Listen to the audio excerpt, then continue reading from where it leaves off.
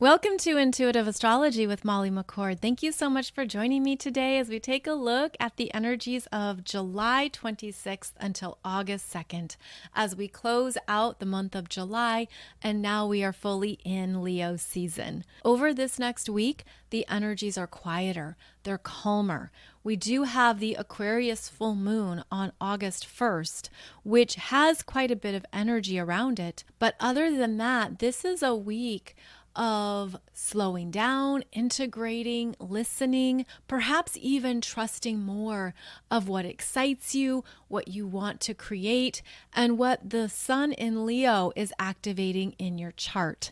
So we'll be talking about that even more in today's show. Also, a heads up that by the end of August, we're going to have 7 planets in retrograde. And before anybody freaks out, this is normal. This happens every year. This is part of the ongoing cycle that we've been in for a number of years, where we begin the calendar with multiple planets direct, and then by the second half of the year, we have multiple planets retrograde. Of these planets that are retrograde, it's the personal planets that really affect us the most, simply on a daily basis, because the personal planets are your daily energy. So Venus retrograde is in motion now. I'm going to talk about that a bit more. And we will have Mercury retrograde in Virgo starting towards the end of August. So just a heads up that by the end of the month, there is an intentional slowdown. There is something that gives us more opportunities to breathe, relax, review, integrate. So I just wanted to give you that heads up because it can help with how you begin the month as well as how you intentionally move through the month and end the month. So as August gets underway, we start with that Aquarius full moon and things really get spicy around that time. But before we go into August, let's discuss what is coming up here over the last few days of July. Now, on July 27th, Mercury will be conjunct Venus retrograde in Leo at 28 degrees. Now, 28 degrees is where Venus stationed retrograde on July 22nd. So she's been hanging out at this degree point for a week. And this is about an intentionality as a planet sits in 1 degree point, especially over multiple days. It's about really gathering together and intentionality and connecting to self-awareness, especially Venus and Leo. Self-awareness around what she needs, what she wants, what is going on within her, and how it's affecting her sense of self, her confidence, her life force. So there could be something that you feel has been paused over the last week. It's just kind of been sitting there. Maybe that's your own creativity. Maybe there's something with your finances or money. Maybe there's relationship decisions or things going on that you're just sitting with. And now we have Mercury making a conjunction to this Venus retrograde. And Mercury, the messenger, brings in the expression, how to communicate, how to say it.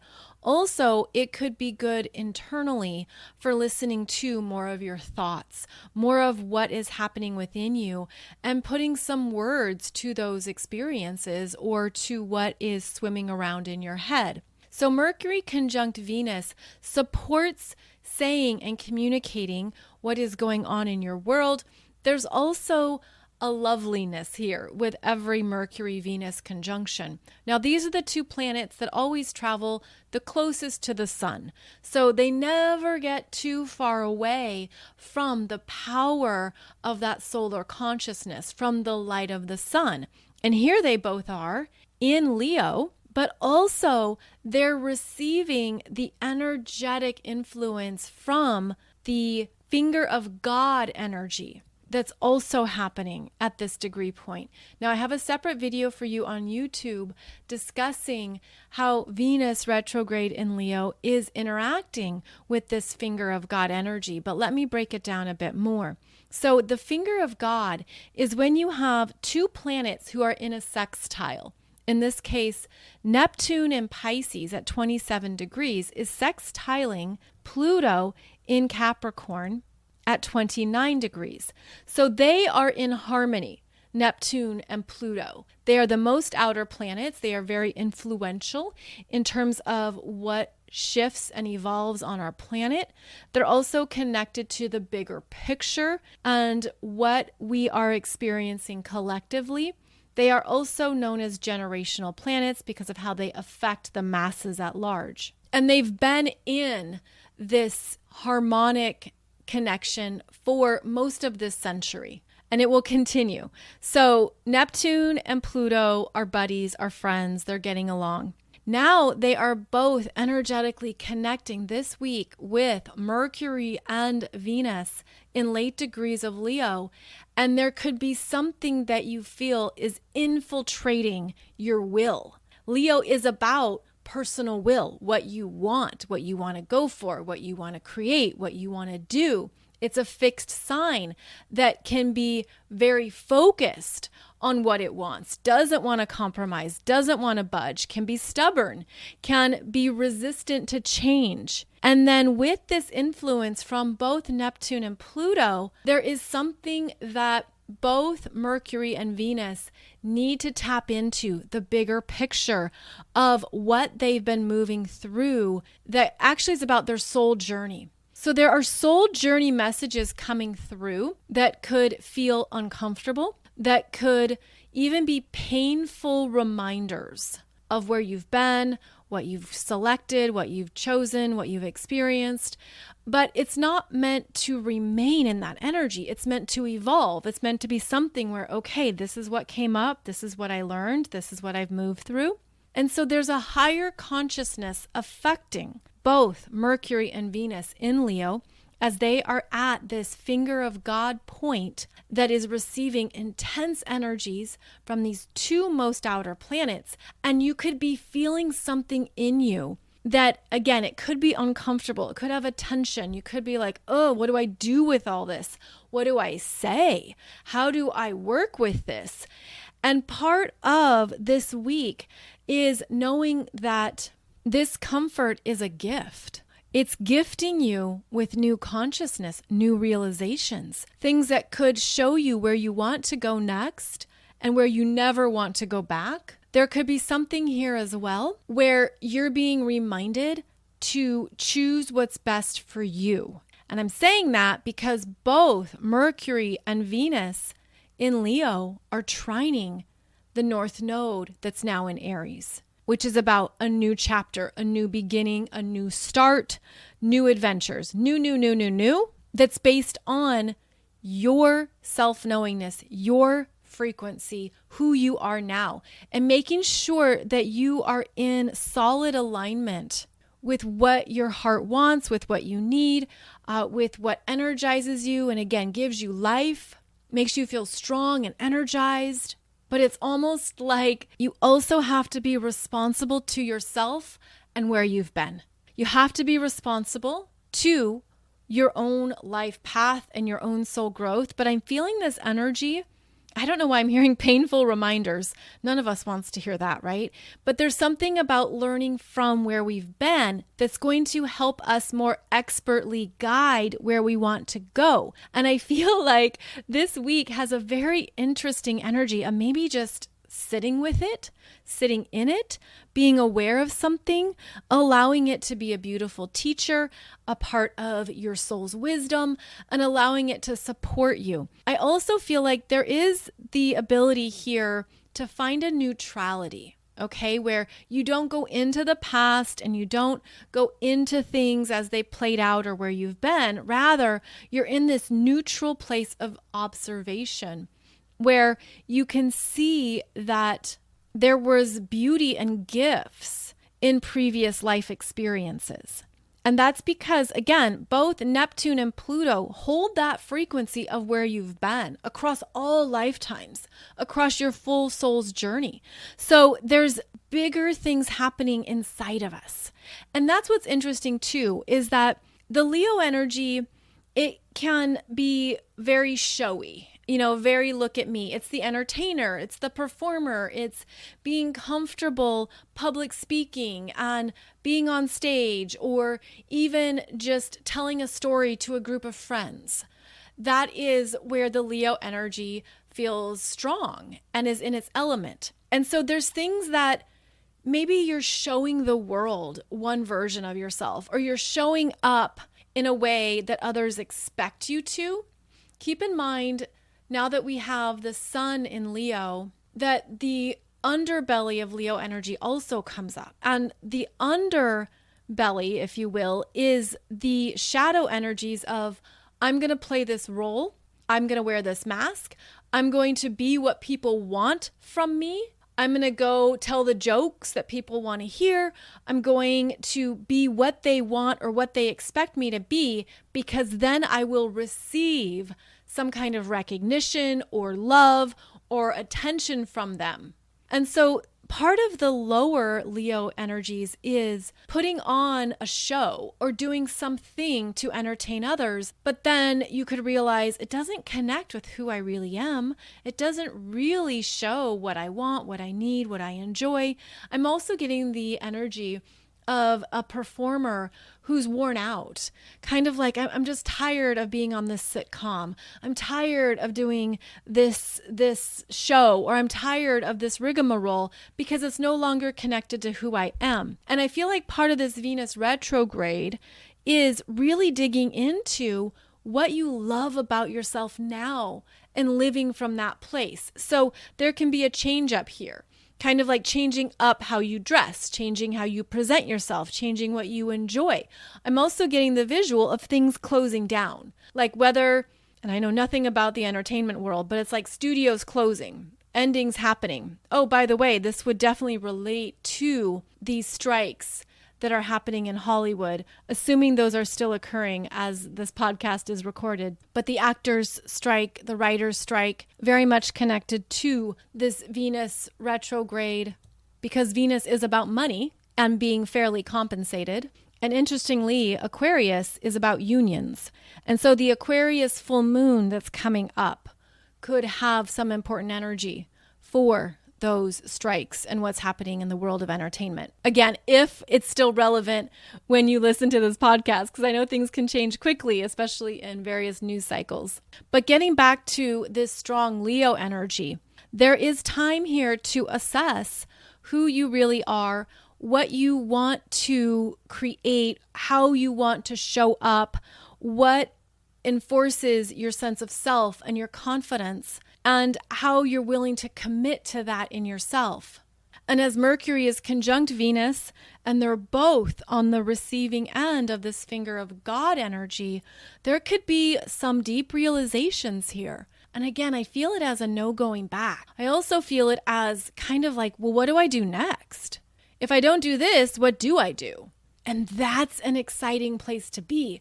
That's an exciting 0 point potential energy, where you're at this place of, instead of feeling like something is shut down or closing down, which is a part of a process, then imagine the energy opening up, really expanding into whole new potentials or whole new areas to play with. And that's also part of the Leo energy signature. Let's have some fun. Let's play. Let's do something to shake off what's going on that could be too serious or too heavy. Let's lighten it up. So you could be feeling that this is a time of both serious contemplation, reviewing things, having to take it seriously, which is also part of your self-awareness. And then I think as we move into August, then the energies could even be like, okay, yeah, I got it. Okay, sure, this is what I could do next, or this is something else that interests me, that appeals to me, that could be fun to just see where it goes. But when Mercury is conjunct Venus, July 27th, at 28 degrees of Leo, they are both feeling that finger of God energy, and it's quite intense. And it actually will build up. So I would say July 25th, 26th, 27th. Then on July 28th, Mercury enters Virgo. Now, before I go into Mercury entering Virgo, I want to go back to something important about Venus retrograde. Venus retrograde affects 3 areas of your chart. It is currently working with 3 astrological signs in your chart. Now, we know Venus is retrograde in Leo, so it's working with Leo energies. But because Venus rules both Taurus and Libra, the Venus retrograde reverberates out to any planets or points you have in Taurus and or Libra. This happens with every Venus retrograde, by the way. And so if you have a lot or significant planets or points in Taurus and or Libra, every Venus retrograde is more personal for you, is more important. And it also is really checking in on how those Venus energies are showing up in your life. So yes, 3 areas of your chart are affected by Venus retrograde because yes, we're working with Venus and Leo, but then it also is communicating energetically to planets or points in Taurus and Libra. So I want to make that clear because I know that some of you, you feel these retrogrades even more. They affect you more deeply. They're energies that maybe you feel like, why is this always a big deal for me? But other people seem to be unaffected or don't have to go through some of these bigger retrograde themes. Well, that's why. Because Venus is ruling your planets in Taurus and your planets in Libra. Now, the same is true for Mercury retrograde and Mars retrograde. Mars retrograde will always affect planets or points in Aries and Scorpio. Those are the 2 signs that Mars rules. And Mercury retrograde will always affect planets and points in Gemini and Virgo. So every time a personal planet, Mercury, Venus, Mars, goes retrograde, the energy reverberates out to what they rule, to the signs they rule, and if they have planets or points in those signs.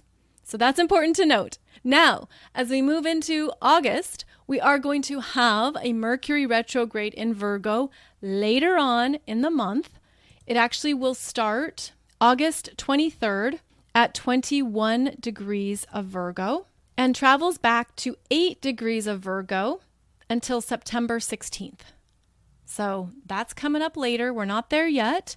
And Mercury is not even in shadow zone over this next week, but I just want to give you that heads up for planning purposes. So Mercury enters Virgo this week on July 28th and will stay in Virgo until October 5th. So we have extended time of Mercury in Virgo, which is one of the signs that Mercury rules. When Mercury moves into Virgo, there is now a focus on the particulars, the details, the minutia. Let's look at what is working. What is the data? What is this leading us to? It's very analytical, specific energy. It's also quite practical. So Mercury in Virgo is where you give information and you're very clear. You number it 1, 2, 3. Maybe you have to add in some subtopics. Maybe you have to present and organize the information so that it reads very logically, it's very rationale, and it takes you to a conclusion, a plan of action, something to put into place. So this is a very specific Mercury in Virgo that is going to have us assessing the smaller components and how those contribute to the whole, or how those are a part of, let's say, an experiment or an assignment or a research project. It's sort of like when you do any kind of big research and you have to document your resources down to the page that you found the information, or if you're quoting somebody, that's very Mercury in Virgo. I want to know down to the exact page where you got this information. And so as we move through extended Mercury in Virgo energies, we're going to have to be much clearer in our communications, where we can't just, say something vaguely because, no, I want to know the details here. No, tell me specifically, what time did you park the car? Or where exactly are we meeting and what time and what place? And so for those of you who have Virgo in your chart, you're like, yeah, this is how I always operate. This is what I always look for, what I always want. But as I'm sure you're aware of, other astrology signs aren't like that at all. And the Virgo energies are going to have oppositions to both Saturn and Neptune and Pisces over these next few months that will soften some of those Virgo particulars. And in fact, Mercury in Virgo is going to oppose Saturn retrograde in Pisces at 5 degrees on August 1st. So we're going to move into looking at the energies of August 1st as August gets started. But just to quickly summarize, the end of July has Mercury conjunct Venus in Leo, Mercury enters Virgo, and then that's kind of it.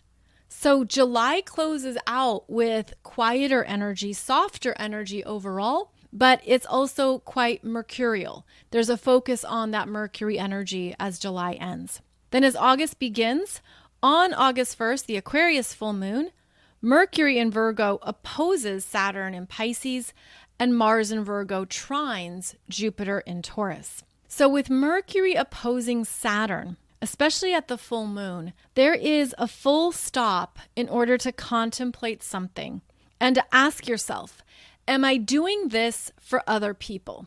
Am I doing this because it's expected of me? Am I doing this or thinking this or communicating something because it's the plan? It's how I've always done it.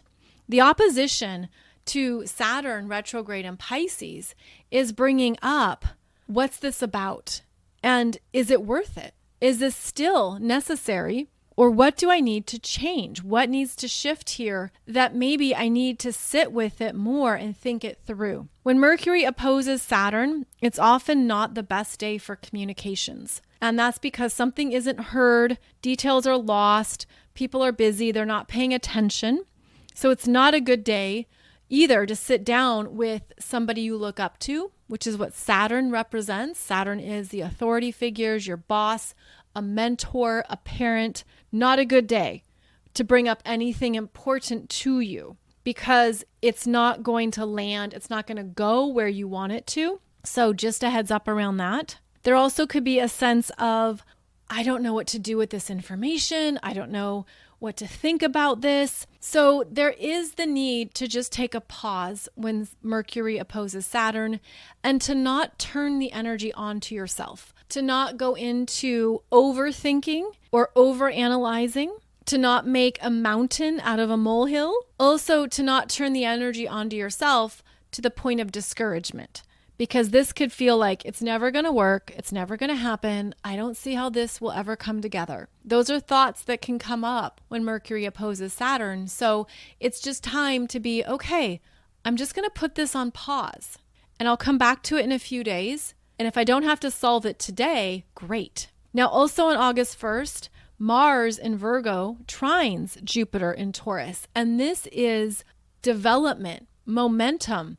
Next steps are clear. Let's move this on down the line. Like there's energy here that wants to go, wants to make moves, and it has an inspired direction to it. So you could have a sense of, well, this is what actually is connecting. This is what fits. This is what I want. This is a good day as well to look at how you can take a dream forward practically and how to trust your body's energy.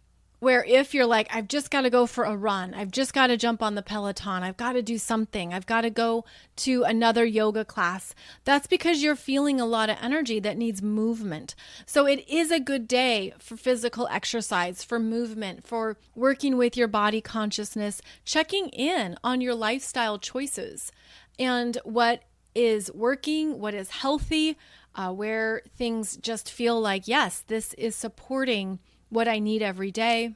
Mars in Virgo trining Jupiter in Taurus is energizing.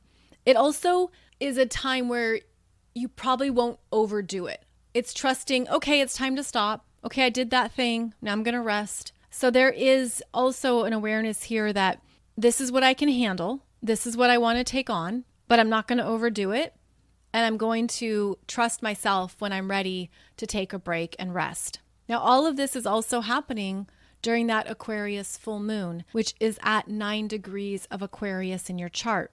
So you would identify where you have 9 degrees of Aquarius, as this is where the full moon is shining a light on this area of your life, because you're looking at the house placement where you have 9 degrees of Aquarius, and it's lighting something up that could feel exciting, interesting, unexpected. That Aquarius energy holds the frequency of the future.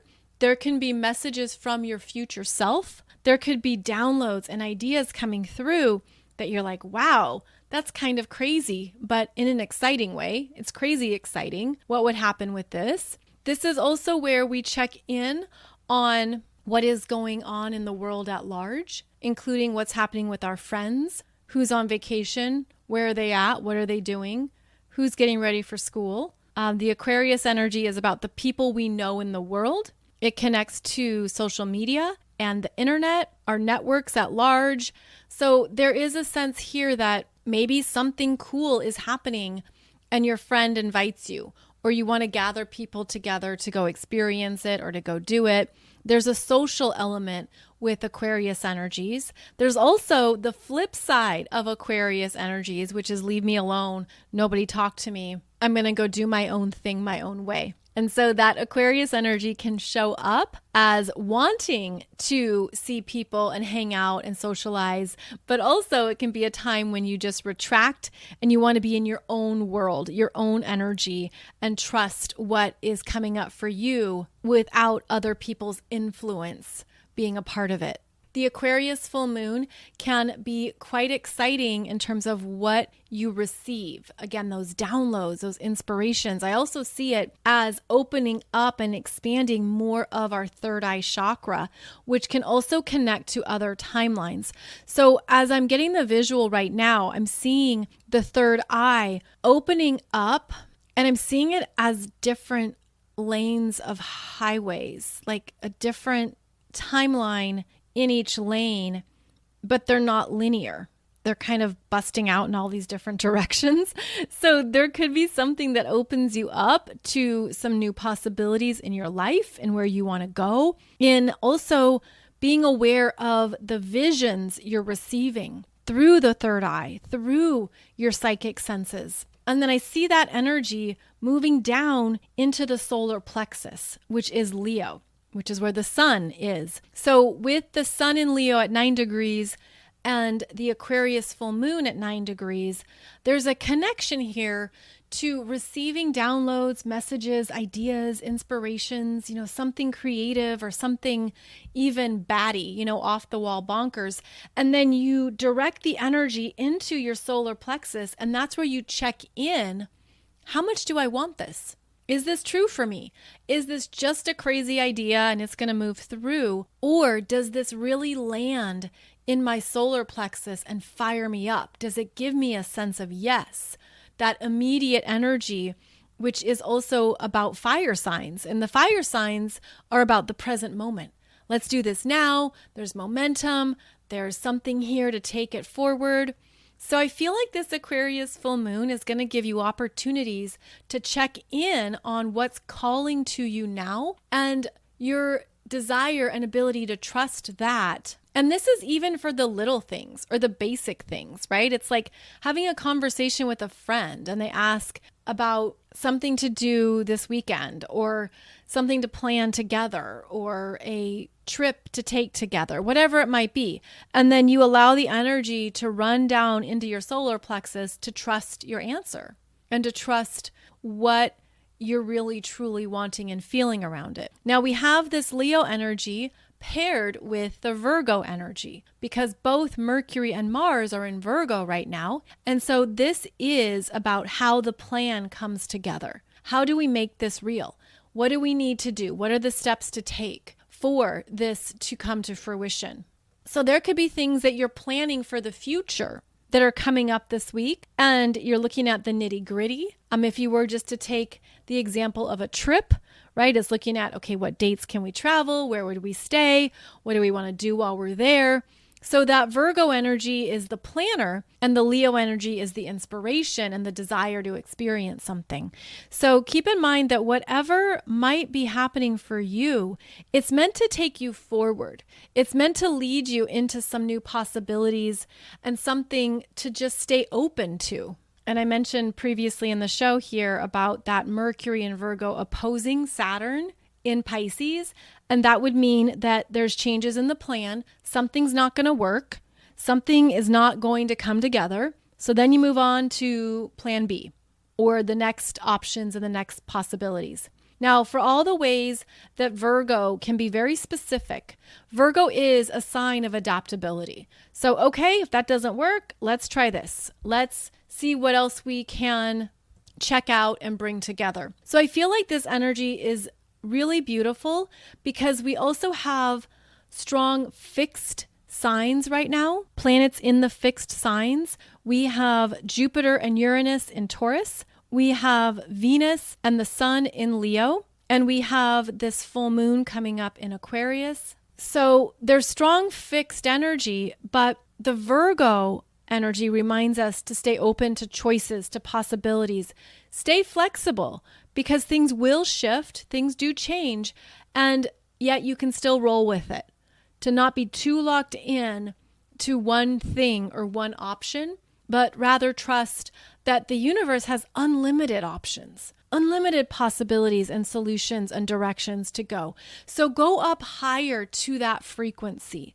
In fact, this would be a beautiful week to go higher into your connection to the quantum field. And the quantum field is where all things are open. And you could compare it to how linear energies work in a progressive manner. Linear options are 1, 2, 3, A, B, C. But the quantum is open, expansive. There is no order. There is no process to follow. It's about, okay, anything can come forward, anything can come in. And it's a beautiful place to also connect with more manifestations, more miracles, more things that the universe can bring in based on your energetic frequency. So look at what is coming up for you that you can then go and release into the quantum field, which is opening up the energy. And from the ego mind perception, it can be, okay, I'm releasing control, but we know how control can be this hilarious mirage where we think we have control or we're in control. And yet everything changes, everything turns over, everything moves into one form or another. So we have even limitations on our perceptions of control. So when you take something up into the quantum, what you're doing is demonstrating beautiful trust. The universe loves that. The universe loves trust. It loves willingness. It loves your ability to open up and be receptive to how things can come through in unlimited ways. So the more that you can open up to that frequency and release your grasp on something, the more you might just be surprised at what turns around, at what comes through, at what shows up that you're like, wow, that was even better than what I thought I was controlling or I thought I had a plan around. So that is something to keep in mind because the energies could feel tight right now. So check in on even your body, right? Like, is there a tightness in your neck, in your jaw, in your shoulders? And allow that tightness to loosen, to be massaged out, to flow out, because that will also help you energetically stay open to what the universe can support you with next, what you're moving into, what you want, and also to not miss anything that could be a better option or possibility. Because, sometimes when we're too rigid, we get hyper fixated on it has to be this, it has to look like this. But because the universe has unlimited miracles and opportunities, you might be missing out on something that actually is better, especially for the long term or for next steps. So just self-assess, check in with your body consciousness. Am I too rigid? Am I blocking energy? Am I really holding on to something? Am I overly attached? This is just a self-reflection exercise you can do about anything that's coming up, because I feel like, again, with the retrogrades really getting stronger throughout August, there are things that we're going to need to open up and relax into. The retrograde energies are about the RE words: review, reprioritize, reconsider, reflect. And it'll be time to allow yourself to lean back even more and trust the beingness of life. Because sometimes we get into these modes of doing, going. I've got to complete this. I've got to get this done. And yes, we have those parts of our lives, right? We have the practical things in our lives we have to take care of, we are responsible for, we have to tend to and put energy into. But if we do that too much, we lose track of how, even when we're simply in our beingness, we are also supported by the universe. We are also being blessed. We are also connected to the energetic flows. So there could be opportunities here to check in on your own capacity to move between doing and being. You could look at these as your own masculine and feminine energies as well, how effortlessly you alternate between the two, or if you do or if you don't, maybe that's good to know as well. And maybe even this Aquarius full moon will bring you some kind of insight or revelation into how your energy is operating, if it's working for you, what you want to change or do differently, and it being connected to a message from your future self.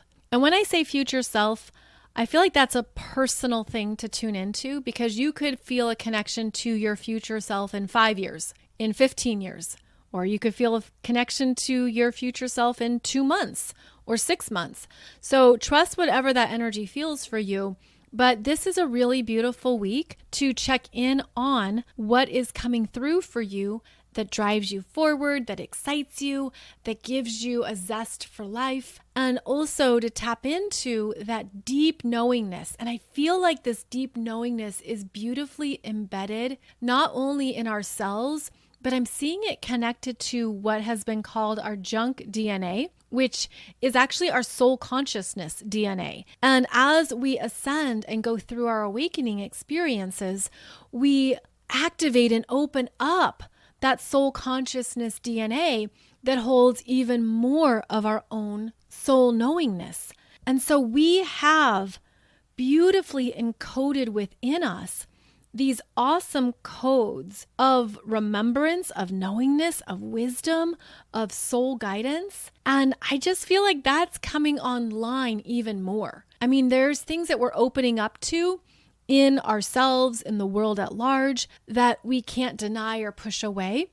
And I feel like there could be something activated, especially during the Aquarius full moon, that reminds you of more of who you are. And I feel it too, like spinning open this junk DNA, or spinning open this soul consciousness DNA that shows you more of your potentials for growth in this lifetime. And hey, that could be a beautiful intention to hold for this Aquarius full moon on August 1st, is please allow me to receive more of what I need to know that beautifully supports me in this timeline, in this lifetime, with this energy that I'm moving through on my journey now.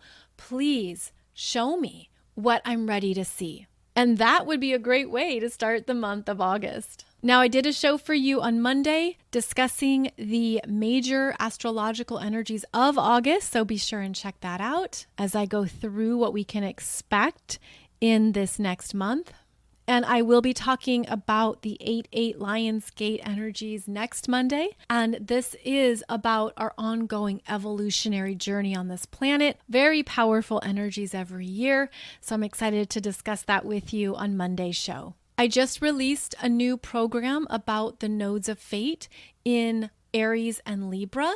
And this is a program that's designed for you to track how these nodes are moving through your chart, what is opening up for you that is new, that you're ready for, that has your name on it. That's what the North Node in Aries is going to reveal over this 18-month cycle. Plus, any planets or points in Libra are going to show you your choices, more about what you've learned and understood about partnerships and sharing. Also, the South Node in Libra is going to be working with generations of people. It's going to be affecting many people on the planet and having them look at the connections, partnerships, and choices that they're making. So I offer this program for you to know more about your journey. It's only $22 and it's designed to be something you come back to and revisit even next year and early 2025 because of how these nodes of fate move through